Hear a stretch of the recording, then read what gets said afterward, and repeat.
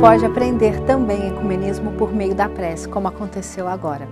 É a gente juntar a nossa força, juntar o nosso pensamento para buscar um ideal comum, a paz, a vivência de uma sociedade cada vez melhor, onde nós possamos ver a educação sendo aplicada da forma correta, onde nós possamos ver os jovens tendo uma vida saudável, os nossos idosos sendo cuidados com carinho. Isso tudo é tão importante e é o que nos propõe a vivência do ecumenismo, que sempre falamos aqui na Boa Vontade TV. Porque quando nós aprendemos a respeitar os outros, a gente passa a ter também o respeito dos outros para com a gente. E assim, às vezes parece que é um trabalho de formiguinha, porque você vai falar assim, mas eu tenho respeito para com as outras pessoas, mas nem sempre elas me devolvem desta maneira. Será? Mas elas vão poder observar pela sua atitude, pelo seu exemplo, que essa é uma forma boa de viver. E aí passam a replicar também essas ações, vão modificando-se todos os dias. O que não dá é para a gente apenas falar, né? Eu quero um mundo melhor, eu quero a vivência da fraternidade, eu quero que as pessoas sejam mais respeitosas e solidárias e convivam com as diferenças. Se a gente, no pequeno, não faz a nossa parte, se a gente promove piadas preconceituosas, se a gente olha torto e atravessado para as pessoas porque são diferentes, se a gente não conversa com aqueles que têm uma tradição religiosa diferente da nossa, isso tudo não é promover o ecumenismo, não é, portanto, viver e alcançar e trabalhar por esse mundo de paz que todos tanto almejamos. Mas nós estamos fazendo a nossa parte, certo?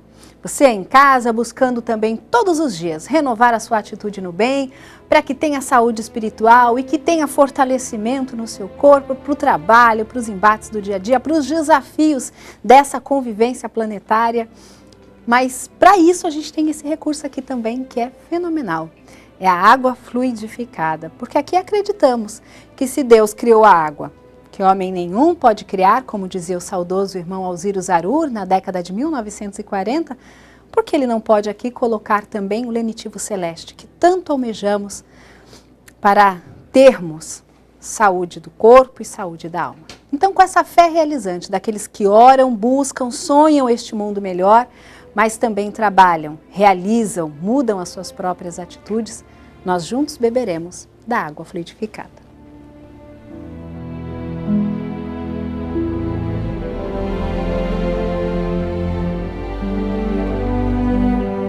Quanto mais perto de Jesus, mais longe dos problemas. Quanto mais perto de Jesus, mais longe dos problemas, mais longe dos problemas. Quanto mais perto de Jesus, mais longe dos problemas, mais longe.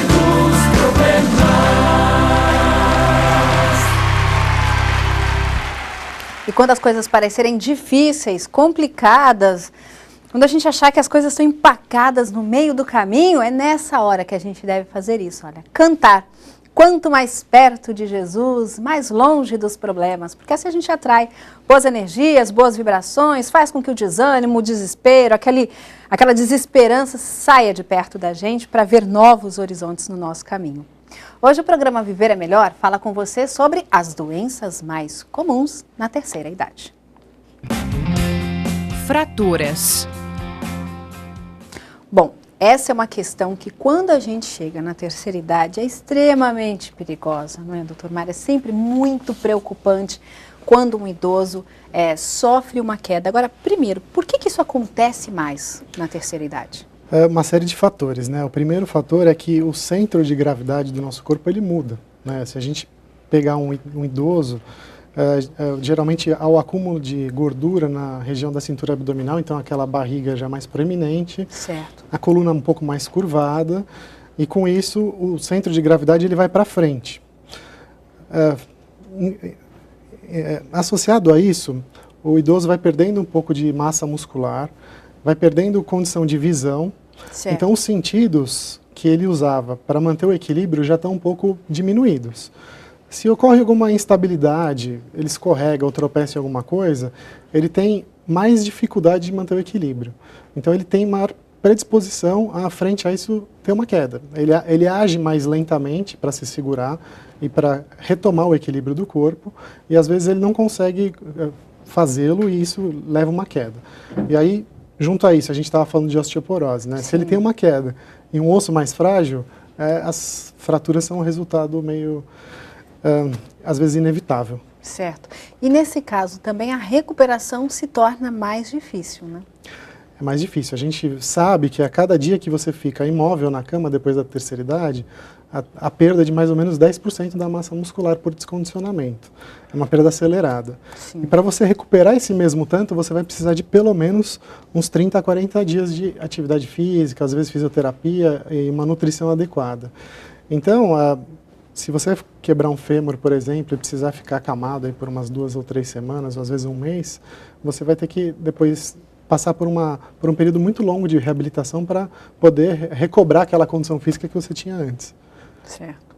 E a gente pode dizer também que medicamentos podem causar essas quedas, doutor? Sim. É muito comum o uso de medicamentos na terceira idade por outros fatores, às vezes outros agravos de saúde que a pessoa tenha. Então, medicações como diuréticos, que obrigam o paciente, às vezes, a ter que ir no banheiro correndo, são muito associados a quedas.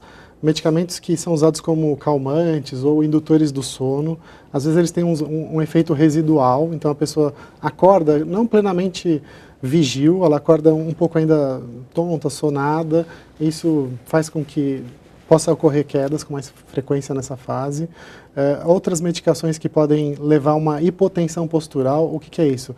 Quando a gente levanta ou quando a gente muda de posição, o nosso corpo o nosso sistema circulatório tem que se adequar para manter a nossa pressão arterial constante, porque a gravidade muda de acordo com a nossa posição. Quando o paciente fica mais velho, o corpo tem mais dificuldade de fazer essa regulação. E algumas medicações pioram isso. Então, quando a gente levanta, os vasos têm que se contrair para fazer o sangue chegar ao nosso cérebro de forma adequada. Se não falta sangue no cérebro, a gente tem fraqueza e pode até desmaiar. Algumas medicações podem predispor a isso. Então, também podem ocorrer quedas em decorrência disso. Certo. E aí, quais são os cuidados preventivos para essa fase? Então, e para se evitar as quedas? Primeiro, o mais importante é uma adequação ambiental, né? Então, a gente tem que tirar da casa do idoso obstáculos, né? Então, um piso antiderrapante é fundamental. Os tapetes, eles têm que estar... O ideal é sem tapetes, mas se o idoso gosta muito de tapetes, todos com aquela revestimento antiderrapante para o tapete não escorregar. Sim. Aquelas mesinhas que a gente usa, baixas, que às vezes estão fora da nossa visão quando a gente está andando em pé, elas têm que ser removidas de preferência. Uma boa iluminação, né? Uma iluminação de preferência que seja por sensor de presença, para que, às vezes à noite, ao ir ao banheiro, o idoso esquece de acender a luz, não vê alguma coisa e possa cair. Então, a adequação ambiental de forma geral é importante. A outra coisa importante é, de novo, a gente vai voltar na mesma tecla, atividade física. Sim. Se você tem um status físico bom, você tem força nos membros inferiores, você é mais resistente às quedas, você consegue compensar melhor essas instabilidades. Então, a atividade física regular é importante. Se você tem alguma deficiência visual, por exemplo, você usar o óculos ou alguma coisa que diminua essa dificuldade também vai facilitar, porque se você está sem óculos, não enxerga bem alguma coisa de perto, você pode não ver algum obstáculo ou calcular mal uma distância e acabar tropeçando e caindo. Certo. Né? E as escadas são outro perigo. Então, as escadas elas têm que ter a altura dos degraus adequada, um corrimão muito bem posicionado e, de preferência, a menor distância possível. Quanto menos precisar subir e descer a escada, melhor, menor o risco de quedas. Certo. Bom, a gente vai falar um pouquinho sobre Alzheimer já, porque antes a gente quer trazer aqui a dúvida do Newton de Alencar. Ele é da cidade de Florestal, Minas Gerais, ligando pela primeira vez. Seja sempre bem-vindo, Newton. E muito obrigado por compartilhar a sua dúvida com a gente. Isso é muito importante, porque também pode ser a dúvida de muitas outras pessoas. A gente falou no começo do programa sobre a osteoporose. E aí o Newton ficou com essa dúvida se homens na terceira idade podem ser afetados por essa doença. Podem e são, Newton. Os homens, eles devem fazer uma densitometria óssea, que é um exame que vai detectar a presença de osteoporose, mas os homens, eles geralmente apresentam esse problema mais tardiamente. Então é recomendado que a partir dos 70 ou 75 anos eles já comecem a ficar de olho nisso. Os médicos já peçam uma densitometria óssea a partir dessa idade. Ou, no caso dele usar medicação que acelere esse processo, mas os homens também são suscetíveis à osteoporose. É importante ele fazer uma investigação muito sobre importante, isso. não ser negligenciado isso nos homens. Tá certo. Nós agora vamos falar sobre uma outra doença muito comum na terceira idade. Alzheimer. Esse é um processo que vai atingindo e hoje em dia cada vez mais as pessoas na terceira idade, né, doutor Mário?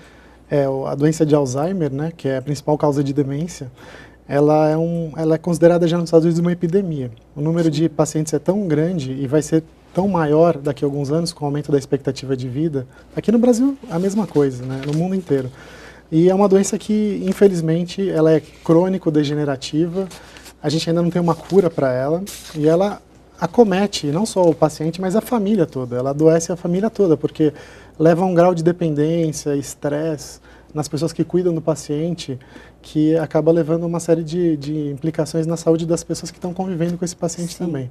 Mas é importante também lembrar, porque muitas vezes as pessoas se assustam, né? Ao ouvir falar que é uma doença que leva à demência, né? As pessoas já ficam meio receosas, ou então já com algum preconceito de que aquilo é uma doença que vai levar à loucura.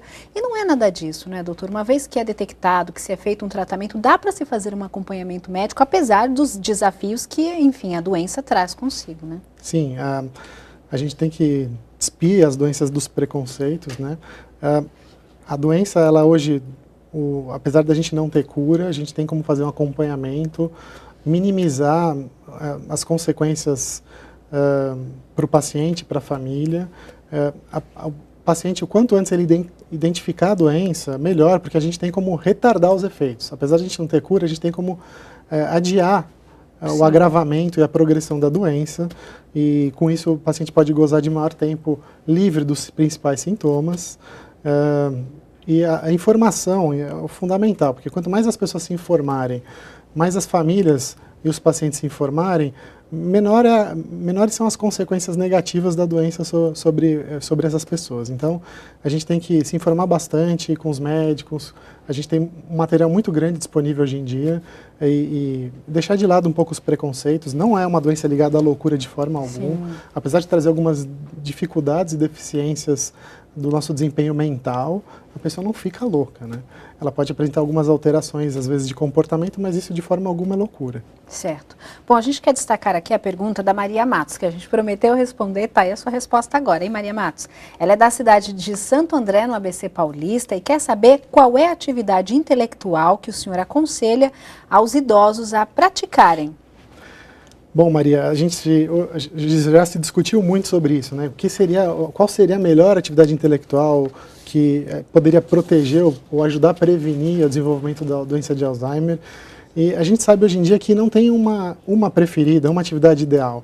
A gente sabe que o nosso cérebro, ele se adapta a diversas situações e ele gosta de estímulo. O cérebro, ele responde muito a estímulo. Então, quanto mais a gente estimular ele, seja através de qualquer atividade intelectual, melhor. E os aprendizados novos são os maiores desafios para o cérebro. Então, você aprender sobre algo que você não conhece é um grande desafio, um grande estímulo para o cérebro desenvolver as suas capacidades. Então, sempre estar aprendendo coisas novas é um exercício muito importante. Outros exercícios mentais, palavras cruzadas, o sudoku ou sudoku, os outros exercícios que a gente encontra hoje em dia naquelas revistas ou até em alguns jogos, eles também trabalham as nossas capacidades mentais e são muito importantes. O importante é você achar alguma coisa que lhe agrade, que te deixe à vontade e que seja um desafio para você, que você consiga fazer com constância. Mas o importante é sempre estar desafiando e exigindo do cérebro algum grau de atividade, porque muitas vezes a gente fica no nosso dia a dia, na qual a gente já está habituado, e a gente faz tudo no automático. Sim. A gente não está exigindo nada, a gente não está trazendo desafio nenhum para o nosso cérebro. E às vezes entra numa rotina também e não sai, né? Não sai. Acaba falando, eu não tenho nunca tempo de estudar uma coisa nova, de ler um livro, de passear em um outro lugar, ou de aprender, fazer um curso, aprender uma coisa nova. Mas porque também a gente não se obriga a fazer, não se obriga, né? é uma zona de numa conforto numa rotina. para o nosso sistema nervoso. Isso não é legal, porque você não está trabalhando ele a se desenvolver. Ele já sabe fazer aquilo, ele já está habituado, ele tira aquilo de letra. Então, ele não precisa se esforçar para fazer aquilo. Então, para você melhorar ele, para você desenvolver ele, você precisa desafiar ele. Certo. Então, isso precisa sempre estar na lembrança de todo mundo. Fazer coisas novas, sair dessa zona de conforto, buscar atividades que você não está habituado, são, acho que talvez o principal estímulo para o nosso cérebro se desenvolver cada vez mais. Certo. E esse é um fator protetor contra o Alzheimer. Protetor, né? A gente chama isso de reserva cognitiva.